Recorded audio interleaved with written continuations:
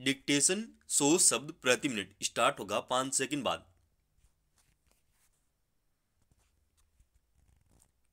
Start. आखिर वही हुआ जिसकी आशंका जताई जा रही थी। वक्फ संशोधन विधेयक को लेकर विपक्षी दलों की सारी सिफारिशों को संयुक्त संसदीय समिति के अध्यक्ष ने खारिज कर दिया। केवल सत्तापक्ष के सदस्यों की 14 सिफारिशों को स्वीकार किया गया। इसे लेकर विपक्षी सदस्य समिति के अध्यक्ष व अलोकतांत्रिक प्रक्रिया अपनाने का आरोप लगा रहे हैं।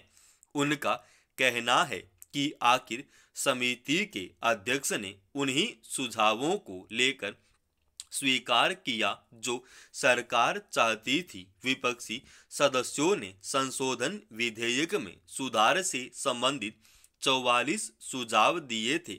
उनमें से एक भी विचार के लायक नहीं समझा गया।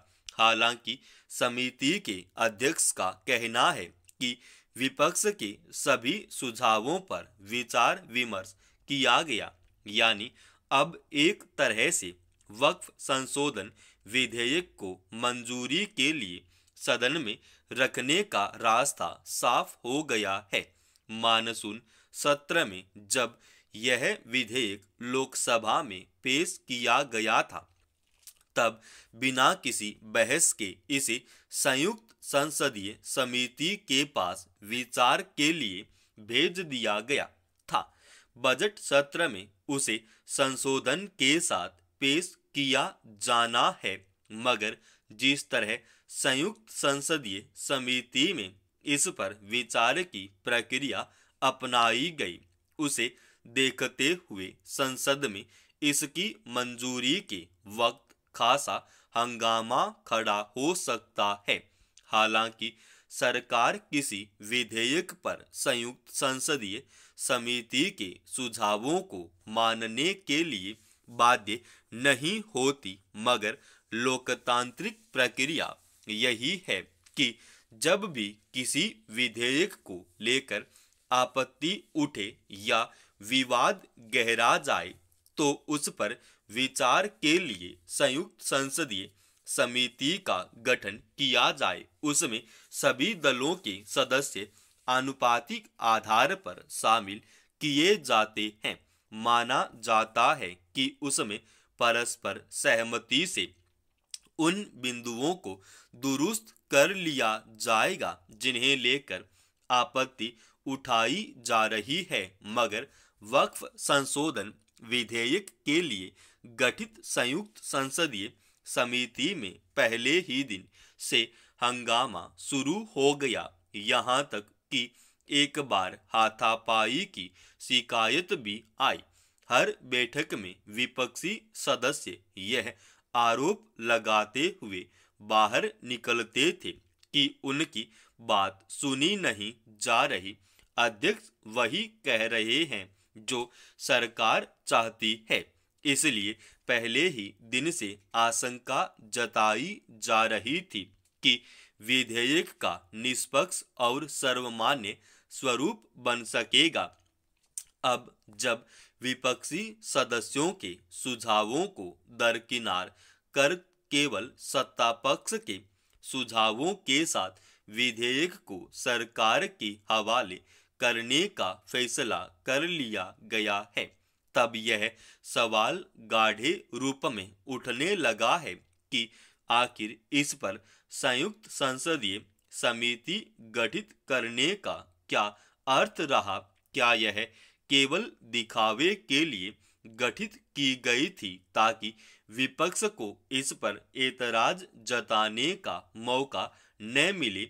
अगर ऐसा था तो सरकार बेशक इसे बहुमत के आधार पर संसद में मंजूर करा ले, पर इसे निष्पक्ष नहीं माना जाएगा।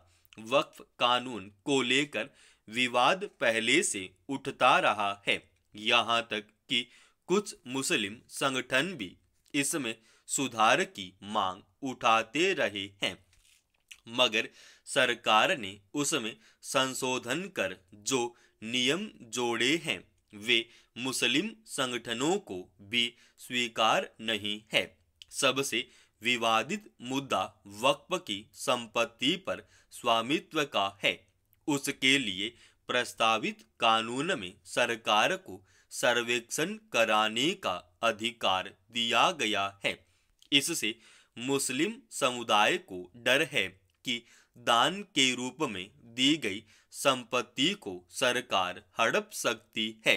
किसी भी कानून का न्यायपूर्ण होना पहली शर्त होती है।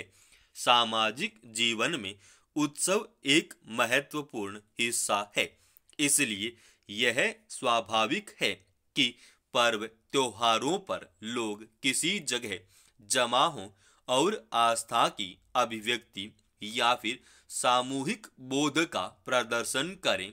मगर इस क्रम में ऐसे पर्व मनाने के लिए किए गए आयोजनों में जिस तरह बार बार हादसे सामने आ रहे हैं, वे अपने आप में एक बड़ा सवाल है कि क्या अब इस तरह लोगों का जुटना जानलेवा भी हो रहा है। उत्तर प्रदेश के बागपत जिले के बड़ौत में जैन समुदाय की ओर से भगवान आदिनाथ के निर्वाण लड्डू पर्व का आयोजन किया गया था। वहां मंगलवार को मानस्तंभ परिसर में बना लकड़ी का ढांचा गिरने से कई लोगों की जान चली गई और 40 से ज्यादा लोग घायल हो गए।